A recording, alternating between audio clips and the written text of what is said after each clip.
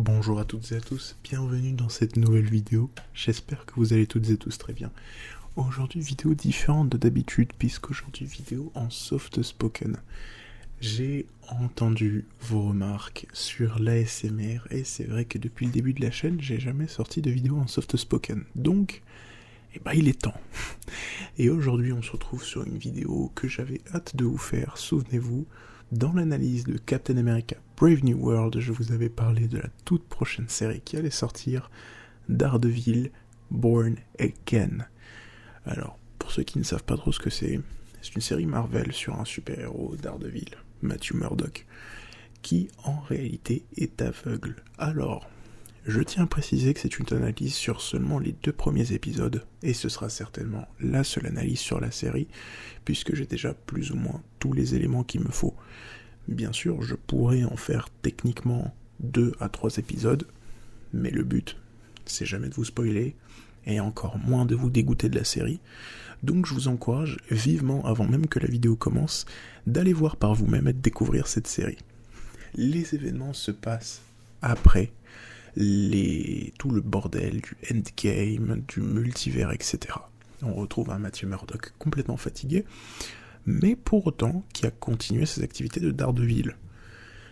Alors, avant de continuer plus loin, voici l'organisation de la vidéo. Il y aura une partie no spoil et une partie spoil. Et je vous propose, sans plus tarder, de rentrer en partie no spoil.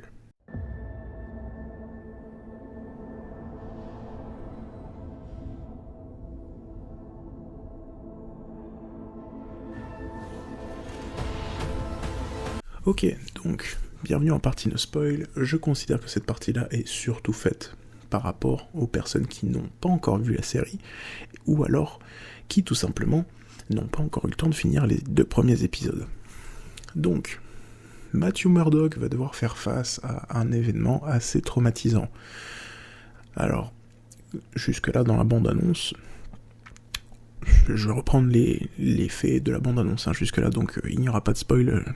Comme je vous l'ai dit, je vais essayer d'être très précautionneux par rapport à ça. Donc, on retrouve un Matthew Murdock qui a raccroché le masque et qui se rend compte que Wilson Fisk a, entre guillemets, postulé, candidaté pour devenir nouveau maire de New York City. Alors jusque-là, rien de très grave, vous me direz, enfin, sauf le fait que Wilson Fisk, du coup, veut devenir maire.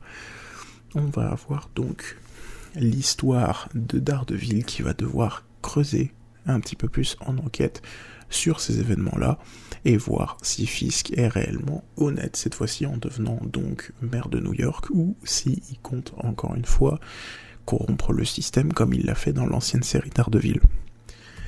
Et alors je dois dire déjà quelque chose, je suis extrêmement content du choix des acteurs. On le sait que Marvel a tendance à recast énormément d'acteurs. Mais là, honnêtement, ils ont pris la décision de pas le faire, et ça, c'est cool.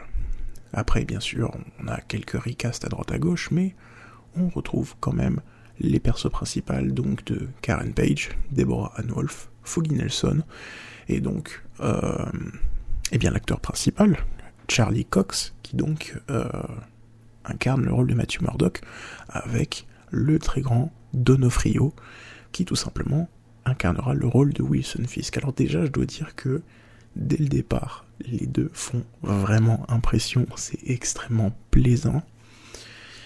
Le retour de John Bertnall en tant que tout simplement The Punisher, qu'on avait hâte de revoir, je veux dire, sincèrement, la communauté Marvel n'avait pas compris à l'époque pourquoi sa série s'était arrêtée du jour au lendemain. Alors, maintenant, honnêtement, on a enfin la chance d'avoir ce personnage, donc de Frank Castle, qui est de retour dans le MCU. Et on a 2-3 autres personnages dont je vous parlerai en partie spoil si vous allez jusque là-bas. Je pense qu'il est quand même assez important de préciser que cette série, je l'attendais avec impatience et que j'avais donc de très grandes attentes. La série avait été annoncée en 2022, quelque chose comme ça, courant 2022, et j'avais extrêmement hâte, tout simplement, d'avoir la suite, puisque techniquement, Daredevil Born Again, c'est considéré comme la suite logique de la série Daredevil. on retrouve Kevin Feige en producteur, et ça c'est vraiment cool, puisque, pour ceux qui ne le savent pas, c'est comme si vous aviez les frères Russo. C'est un des meilleurs producteurs pour le moment dans le MCU, et je pense que c'est un des producteurs qui s'est le mieux occupé du MCU depuis Endgame, donc honnêtement, on n'a pas à s'inquiéter. Et d'entrée de jeu, je dois dire que l'exécution du personnage de Matthew Murdock est juste bluffante. Les persos n'ont pas perdu de leur importance et les acteurs n'ont pas perdu la main, puisque les acteurs tout simplement continuent de jouer les rôles et de les jouer bien et comme il le faut. C'est une série qui se prend quand même au sérieux, et ça c'est cool. C'est vrai qu'on a eu pas mal de séries humoristiques, de films qui se voulaient un petit peu moins sérieux. Je pense notamment à Deadpool et Wolverine, She-Hulk, qui sont des séries plus à caractère humoristique.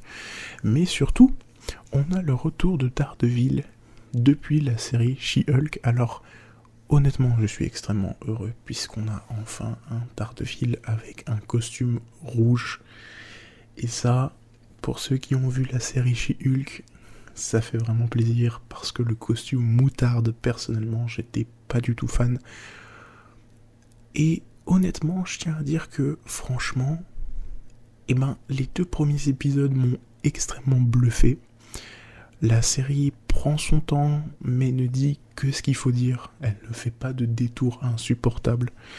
Certains personnages, quand ils parlent entre eux, on sent qu'ils ont leur personnalité, en fait, on le ressent à travers l'acteur qui joue le rôle correctement, et ça c'est pas forcément le cas de tous les acteurs récemment.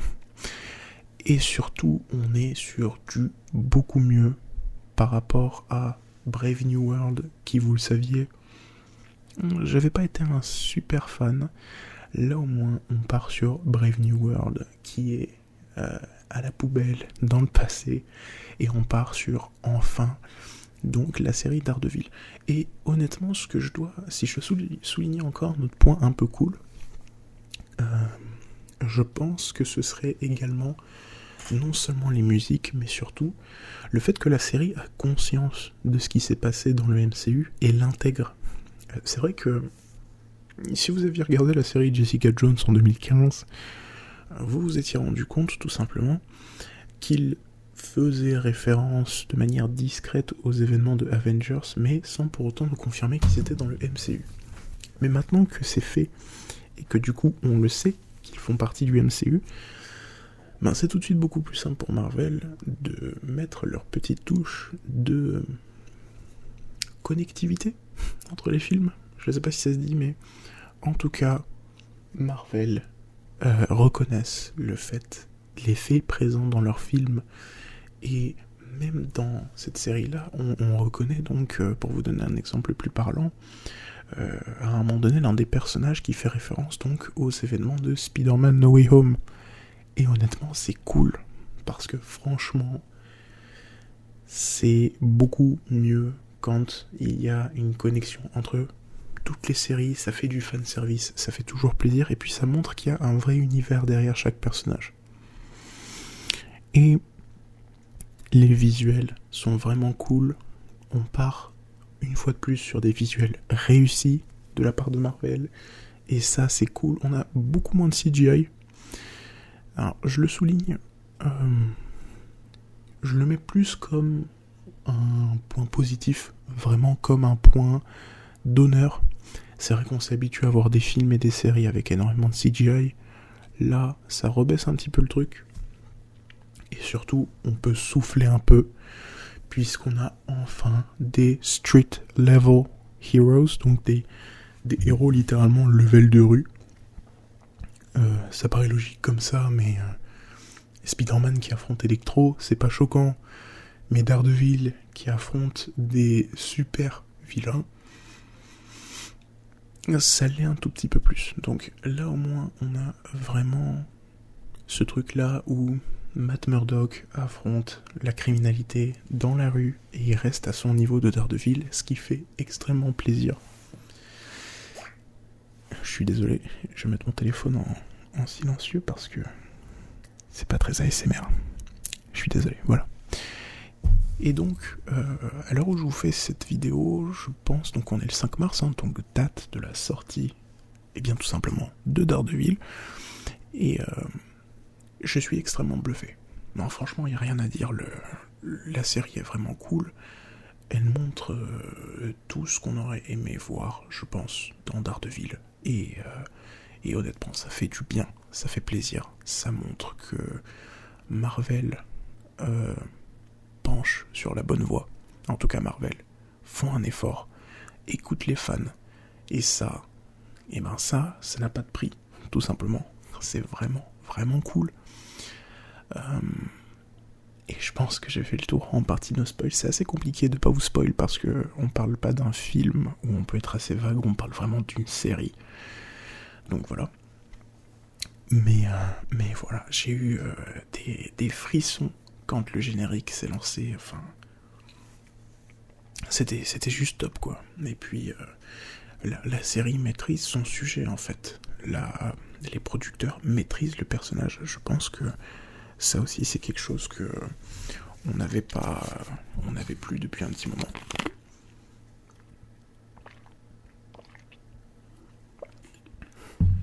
Je suis désolé, je prends un coup.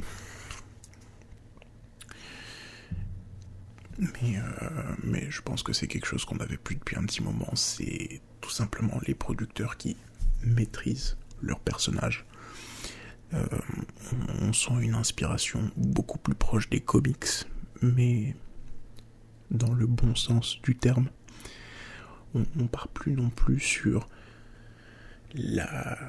enfin désolé pour le langage, mais la flopée de conneries après Endgame. Là au moins on part vraiment dans le vif du sujet. Je pense qu'on a fait le tour, en partie no spoil. C'est possible que j'oublie plein de trucs. Et si c'est le cas, je suis désolé.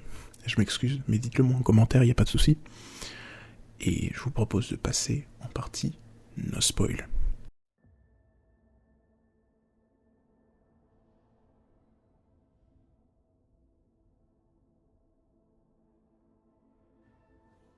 Bienvenue en partie no spoil. Si vous êtes ici, je considère que vous avez vu la série, en tout cas les 2 premiers épisodes, que vous fichez d'être spoilé, ou tout simplement que vous l'avez déjà regardé. Donc, avant même de commencer, je répète, si vous n'avez pas vu la série, je vous encourage vivement à aller voir les 2 premiers épisodes et le reste de la série quand elle sortira, parce que c'est vraiment cool.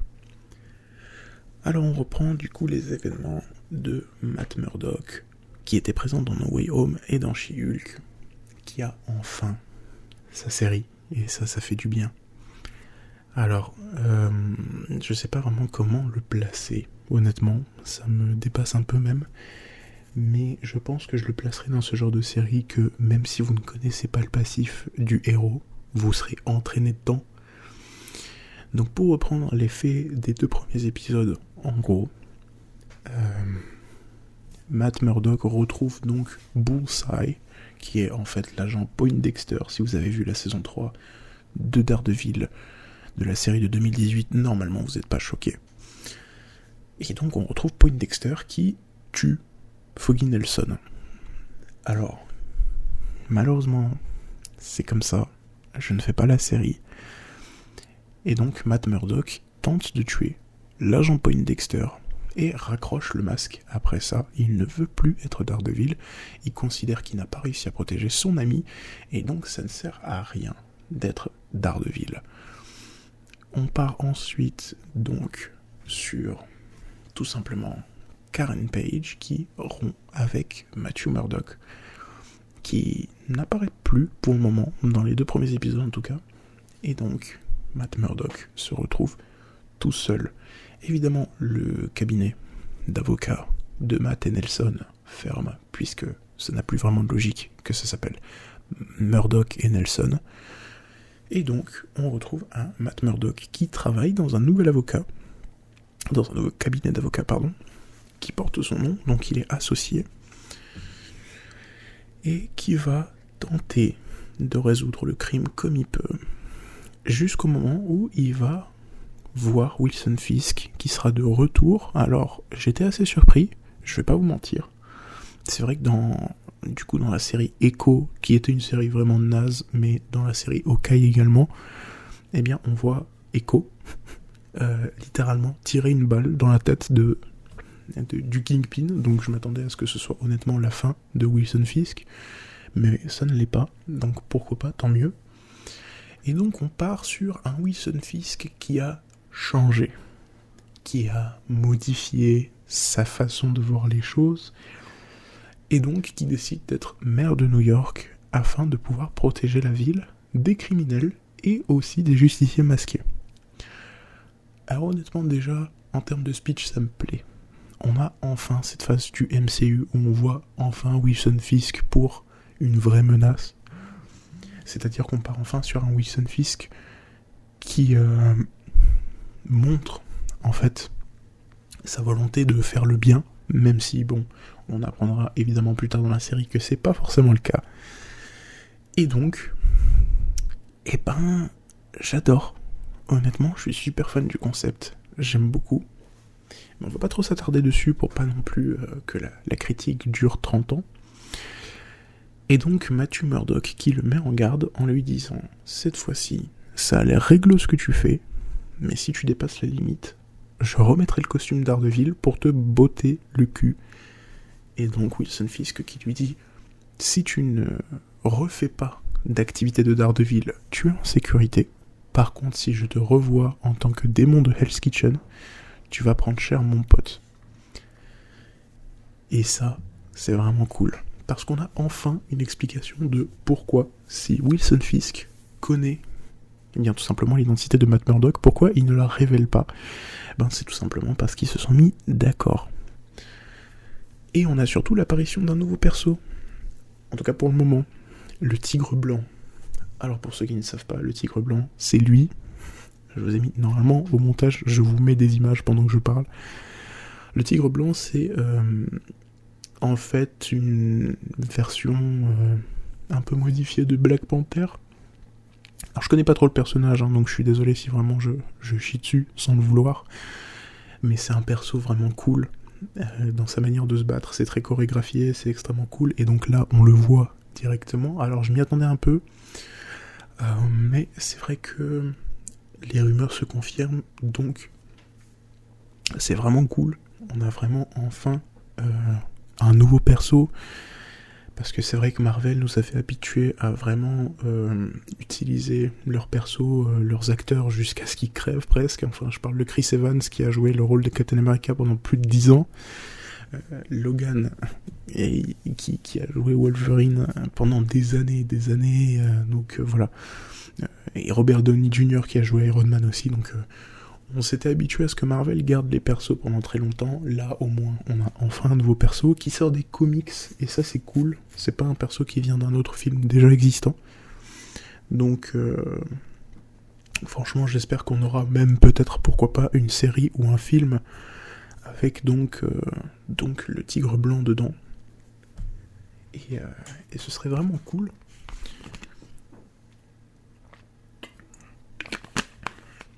Mais voilà. Et pour passer donc sur l'épisode 2, eh bien, on apprend en fin de compte que Wilson Fisk n'est clairement pas réglo. Il essaye en fin de compte de corrompre toutes les personnes qui ne sont pas d'accord avec sa campagne de maire de la ville de New York. Alors honnêtement, ça marche vraiment bien. Pour le moment, c'est très fluide.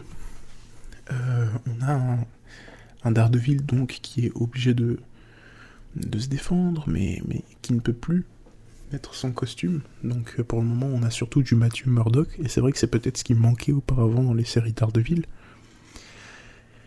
Et on a enfin donc une série digne de Marvel, une série qui montre qu'elle est capable de donner quelque chose. Une série franchement qui, en termes de visuel, est cool, en termes d'acting, de chorégraphie de combat, qui sont toujours très fidèles. Alors je crois d'ailleurs que c'est la même personne qui s'était occupée des chorégraphies de combat qui est présente donc qui était présente donc sur le tournage de Born Again. Donc c'est vraiment sympa. Et on a donc un nouveau Love Interest. C'est vrai que j'en ai pas parlé, mais donc la thérapeute plutôt, qui sort maintenant avec Matthew Murdock. Alors, comment dire, c'est seulement que les 2 premiers épisodes, mais honnêtement, c'est peut-être déjà un début extrêmement fort pour une série qui va marcher, c'est sûr et certain. Et j'adore. Et franchement, j'adore. Je kiffe de fou. C'est une série, je pense, franchement, qui va rattraper le coche de Marvel et qui va de nouveau permettre à Marvel de se remettre des fans dans leur poche. Et donc, honnêtement, je serais pas surpris que cette série fasse plus d'argent que Brave New World. Mais après, c'est vrai que j'avais énormément d'attentes et j'étais pas déçu, donc peut-être que quelqu'un qui connaît pas la série va être extrêmement heureux. Après, la série, c'est beaucoup de fanservice aussi. Je pense notamment au début de la série où on a l'ancien générique avec le vieux costume, mais même ça en fait, l'apparition enfin d'un costume rouge qui est en grand écran en bon état. C'est vrai que dans les séries au passé, dans la série de 2018, donc on n'avait presque jamais un Daredevil dans le costume rouge, c'était tout le temps son costume noir, donc voilà. Donc on a enfin une série à la hauteur du personnage. Et j'espère sincèrement que Marvel vont continuer sur cette lancée-là. J'ai pas encore vu, à l'heure où je vous parle, j'ai pas vu les épisodes suivants. Mais de toute façon, ils sortiront au fur et à mesure, je pense, du mois de mars. Et bonne nouvelle pour ceux qui aiment la série, il y a la suite qui sortira, enfin la saison 2 est déjà prévue pour 2026. Donc, je suis extrêmement heureux. Mais voilà, je pense que j'ai fait le tour des choses. Alors, j'espère honnêtement que cette vidéo vous aura plu. J'espère que le soft spoken aura bien fait son taf. C'est la première fois que je fais du soft spoken, donc soyez indulgents. Et si vous avez apprécié la vidéo, n'hésitez pas à vous abonner et à la liker, ça me ferait extrêmement plaisir, ça me soutient beaucoup. Et moi je vous dis rendez-vous pour la prochaine vidéo ASMR. Bonne nuit à tous.